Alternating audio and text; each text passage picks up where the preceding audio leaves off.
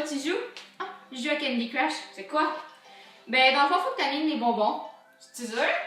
Ben, ça dépend des niveaux. Ah, ça a l'air de fun. Oh non! J'ai encore perdu!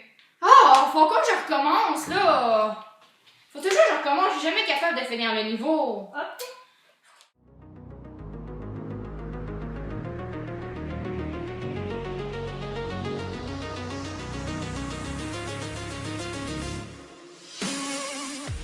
Ça a été un peu excessive, c'est vrai. Mais saviez-vous que Candy Crush, d'une façon, réagit directement à la partie de la frustration du cerveau? Ah ouais. Mais, premièrement, là, c'est quoi le but du jeu? C'est comment ça marche, Candy Crush? Candy Crush commence avec 5 vies. Le but principal de Candy Crush, c'est d'aligner de 3 à 5 bonbons identiques pour passer le niveau. Plus tu passes le niveau, plus tu avances. Si à un niveau tu réussis pas, tu perds une vie. Et ainsi de suite. Tu perds un niveau, tu perds une vie. Quand tu n'as plus de vie, tu as deux choix. Soit tu attends, ou soit tu en achètes. Ok, parce que tu penses vraiment que les gens vont dépenser de l'argent pour acheter des vies? Ben oui. C'est sûr. Les gens sont tellement fanatiques qu'ils veulent pas attendre.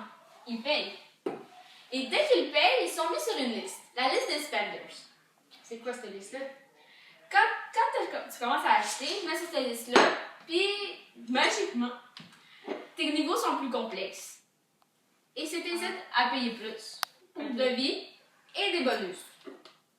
Ok. Il y en a d'autres qui offrent pour l'attente. Mais l'attente mène à d'autres choses. Mène à la frustration. Parce que tu veux jouer, mais tu peux pas. Ouais. Donc là, c'est là que ça attaque la partie du cerveau. Puis les gens deviennent addicts à ce jeu-là. Hey, salut Adèle! Hey, salut! Hier, j'ai commencé à jouer à Candy Crush, c'est vraiment le fun. Sérieux? T'es rendu où? 48. Quoi? T'es rendu au niveau 48? Ouais, j'ai commencé la semaine passée, sérieux là. J'arrête pas, c'est vraiment le fun. Mais comment t'as fait pour te rendre aussi loin? Ben, j'y joue là. Ben oui, moi ça fait 2 mois que je joue puis je suis même pas encore rendu là. Ma faute, tes poches? Ok, parce que tu me traites de poche? Ouais. Ben oui, je pensais que t'étais mon ami. Jeu? Elle peut être une si belle amitié, sérieux? Ouais, mais tu sais, ce jeu-là, ça peut vraiment rendre des personnes folles. Parce que dans le fond, ça nous isole. Nous, on est juste devant notre écran, puis on joue, mais on parle plus aux autres. Puis la seule manière de leur parler, c'est sur Facebook, parce qu'on peut partager nos résultats, comme ça on peut être fiers, mais en même temps, si on peut voir les résultats des autres, puis qu'ils sont rendus encore plus hauts que nous, ben là, ça peut encore une fois nous rendre frustrés. Fait que ça peut briser encore plus d'amitié, puis ça rend vraiment le monde fou.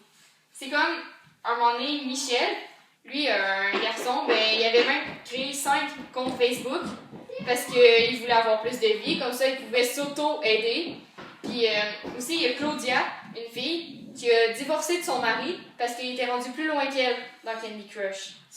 Nous, dans quelques instants, nous parlerons d'un thème plutôt intéressant. Les énergies alternatives à l'hydroélectricité.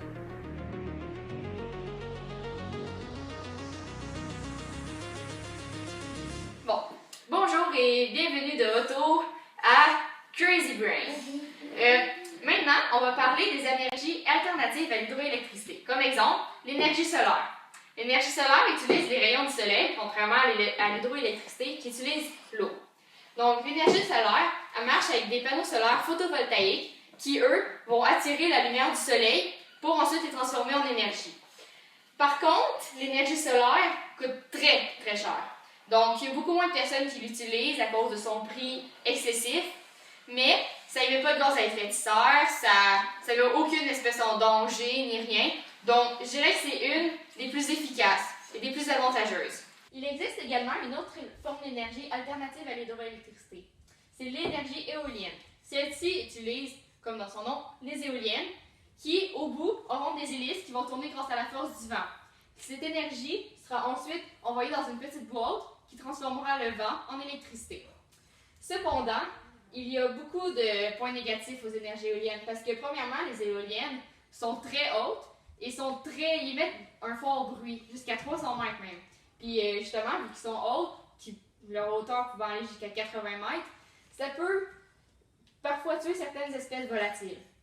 Tout comme l'hydroélectricité, qui, à cause des barrages, ben, ça peut détruire certaines terres avoisinantes, puis ça peut aussi séparer les cours d'eau en deux, qui va tuer certaines espèces aquatiques.